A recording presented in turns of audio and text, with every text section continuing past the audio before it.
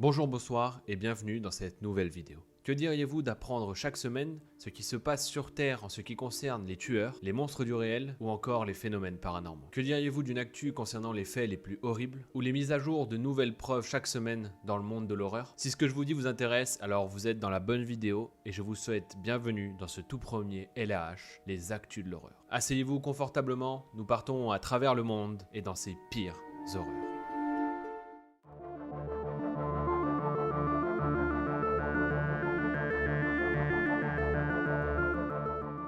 La première actu dont je vais vous parler commence dans les années 80 avec l'affaire de Cécile Bloch en mai 86 à Paris. Ce jour-là, Cécile Bloch, alors âgée de 11 ans, quitte le domicile familial pour se rendre à l'école. Elle sera finalement capturée et enlevée par un homme qui la violera avant de la tuer. Les policiers déterminent rapidement les circonstances de cet homicide et diffusent un portrait robot du potentiel tueur. Par la suite, ils associeront cette enquête à plusieurs autres crimes qui auraient été réalisés par la même personne. Il s'agit donc d'un multirécidiviste. Et c'est seulement dans les années 90, après la création de l'identification génétique, que tout cela sera validé. Malheureusement, l'ADN du tueur n'est pas connu des fichiers et il reste introuvable.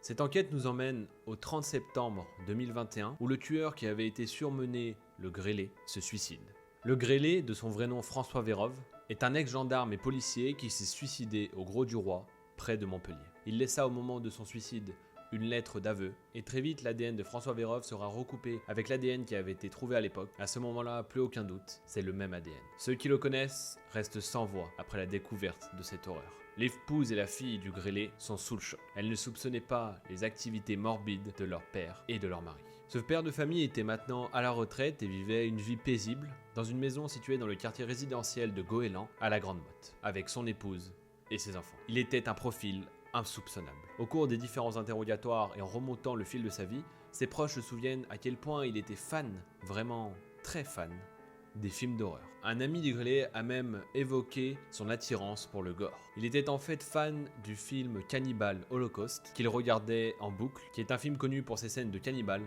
de viol et de torture. Selon Le Parisien, au moins 2 meurtres réalisés par le Grêlé ont des similitudes avec ce qui se passe dans le film Cannibal Holocaust. Michel Agrapart-Delmas, qui est une criminologue et experte judiciaire, a déclaré qu'il pouvait s'exciter beaucoup avec ce genre de film et que beaucoup de tueurs se sont inspirés de certains films qu'ils ont vus, qui les ont excités et ont finalement passé leurs pulsions et leurs envies à l'action. Elle déclare aussi que le seul moyen de savoir ce qui se passait dans la tête de Vérove serait de l'expertiser. Malheureusement, il est décédé et le mystère reste non élucidé.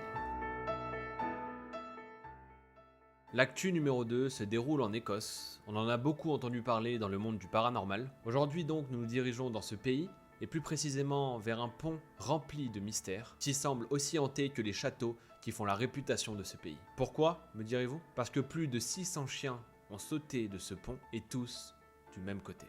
Ce pont, que rien ne distingue d'un autre, se situe au village de Milton, et se nomme Overtoun. Construit il y a plus d'un siècle, ce pont est devenu célèbre par rapport à la malédiction qui l'entoure et à tous ces suicides de chiens. Tous n'ont pas trouvé la mort, seulement 50 d'entre eux, mais 600 au total se sont jetés du même endroit et du même côté, directement de ce pont. Personne aujourd'hui n'est réellement capable d'expliquer ce troublant phénomène. Les adeptes du paranormal, évidemment, ont tendance à penser que ce pont est hanté. Un maléfice ou un esprit pousserait les chiens dans le vide. Paul Owens, un professeur de religion de la région, a déclaré, je cite, « J'ai cité comme une pression dans mon dos, comme si quelqu'un voulait me propulser au-dessus des barrières. » Toutefois, tout le monde n'est pas de cet avis. David Sens, un expert animalier, a une toute autre explication du suicide de ces chiens sur le pont d'Overtoun. Selon lui, c'est la configuration des lieux qui serait responsable de ces suicides. Il dit, je cite, « Il y a plus probablement quelque chose qui attire ces chiens, quelque chose de réel et non de hanté. » Il dit que même nous, êtres humains, ressentons beaucoup de choses sur ce pont. On peut voir la chute d'eau et la sentir, il y a l'odeur des plantes, qu'on y ressent un sentiment étrange, et qu'on aurait même tous tendance à regarder par-dessus les barrières du pont pour y voir le vide. Il dit que c'est la même chose pour les chiens, et que peut-être que leur curiosité est beaucoup trop grande.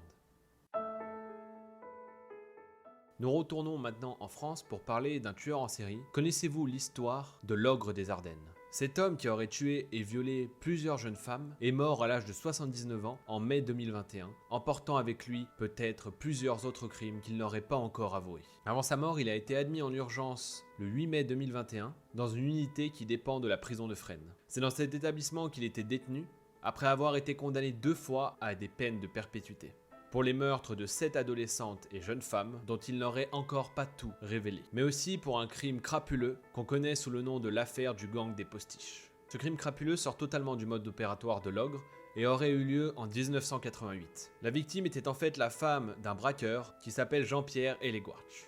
Ce dernier était retenu dans la prison de Fleury-Mérogis et il aurait partagé sa cellule avec un certain Michel Fourniret, qui n'est autre que l'ogre des Ardennes, qui purgeait alors une peine légère pour une agression sexuelle. Il n'était alors pas connu pour ses autres crimes. En mars 1988, après la sortie de Fourniret, Farida Amish le contacte de la part de son mari. Le couple lui demande de l'aider à récupérer le fameux trésor du gang des postiches, qui serait enseveli dans le cimetière de Fontenay en Parisis, dans le Val d'Oise. Il déterre alors une caisse à outils dans laquelle se trouvent 20 kg de lingots d'or et de pièces d'or, qui n'est qu'une partie du magot du gang des postiches, qui a été très actif entre 81 et 86 en France. Pour son coup de main, Michel Fourniret s'est vu promettre 500 000 francs à l'époque, mais cela ne lui a pas suffi. Il décidera donc de se servir lui-même, comme il avouera plus tard aux enquêteurs, et tua Farida Amish avant de se débarrasser de son corps. Une fois vendu, l'or va permettre à Fourniret d'acheter un château, celui de Soutou, dans les Ardennes, puis, en plus de ça, une maison en Belgique.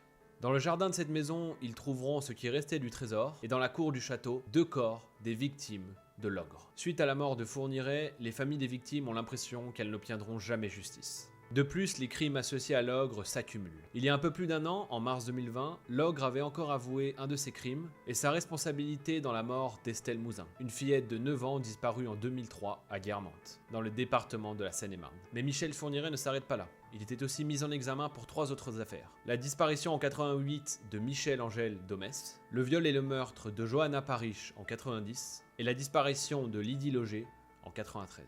Avec ou sans l'ogre des Ardennes, la juge d'instruction Sabine Kéris compte de toute manière mener à bien toutes ces enquêtes et prononcer un jugement post-mortem.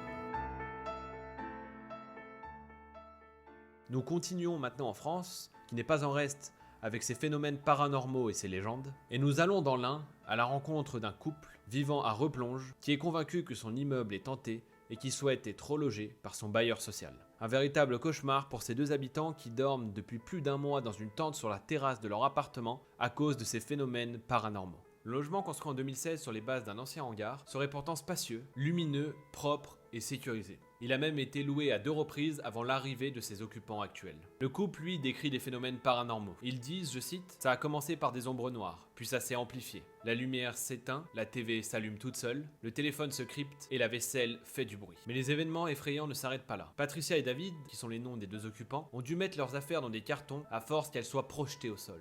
Le couple, excédé par ces phénomènes inexpliqués, a finalement fait appel à un magnétiseur, qui a dressé un constat stupéfiant. L'endroit serait apparemment hanté par une jeune femme du 19e siècle qui serait apparemment bloquée dans la propriété et chercherait à chasser ses occupants. Le bailleur social, la société d'économie mixte de construction du département de l'Ain, refuse toujours de reloger le couple. Ils sont aujourd'hui bloqués par l'invalidité de David pour trouver un nouveau logement social. Et vous, qu'en pensez-vous? Cette maison est-elle vraiment hantée? Une femme du 19e siècle occupe-t-elle vraiment les lieux et cherche vraiment à chasser ses occupants? Et pour l'autre histoire paranormale, qu'en pensez-vous? Ce pont qui force apparemment les chiens à se suicider, ou même qui pousserait ces chiens à se suicider, vous pensez que cela peut être possible?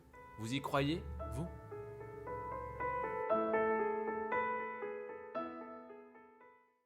Et voilà, on arrive à la fin de cette vidéo, j'espère qu'elle vous a plu. Dites-moi ce que vous préférez, le paranormal, le réel. En tout cas, j'aime bien mixer les deux, c'est des actus qui sont récentes, hein, même s'il y a des trucs qui mènent à loin, mais c'est des nouvelles, justement, actualités qui sont arrivées là récemment et qui concernent des trucs paranormaux, des crimes, des tueurs en série, etc.